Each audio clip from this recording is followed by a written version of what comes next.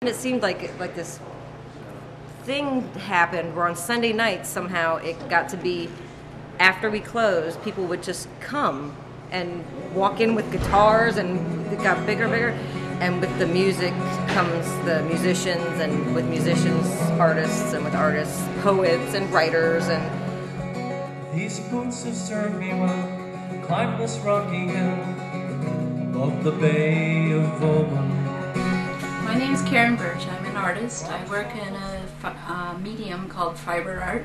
I use hand embroidery, beadwork, and I also combine it with acrylic paint. At one point I started backpacking, and I started to learn how to read topographical maps, and then that started showing up in my artwork that I'm looking down on and looking at the geography of landscape. And there's really a psychological component of your personal vision of landscape inside your head that I've been very influenced by, but it's influenced by nature too. I'm an arts major myself, and I wondered when it became obvious that there was a lot of artists here, well, why did so many artsy types come to move here? And then I thought, okay, lots of nature, inexpensive housing compared to the surrounding areas, and I thought, okay, that makes sense. Starving artists, inexpensive living, lots of nature, sort of independent, and so it really is true that the hills were already filled with artists of all types that got to come out and meet each other.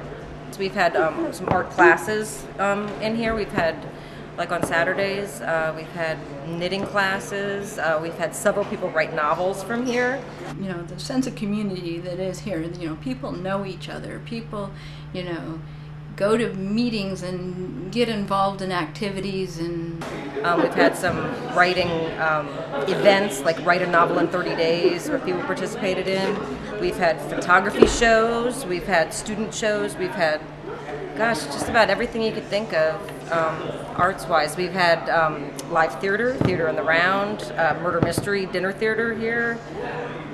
It's just a lot of things over the years, yeah. I've lived here a long time, and having lived in cities before, I kind of loved that kind of just, the space to work and the quietness and the access to nature, and not having necessarily social involvement. But that's really been starting to happen in Brunswick. I come from Montgomery County, and everything is so sterile and expensive and germ-free, and it might not appeal to a lot of people, but I appreciate the lack of cookie-cutter people here. Everybody is different. They're here for different reasons. Colorful people like you wouldn't believe.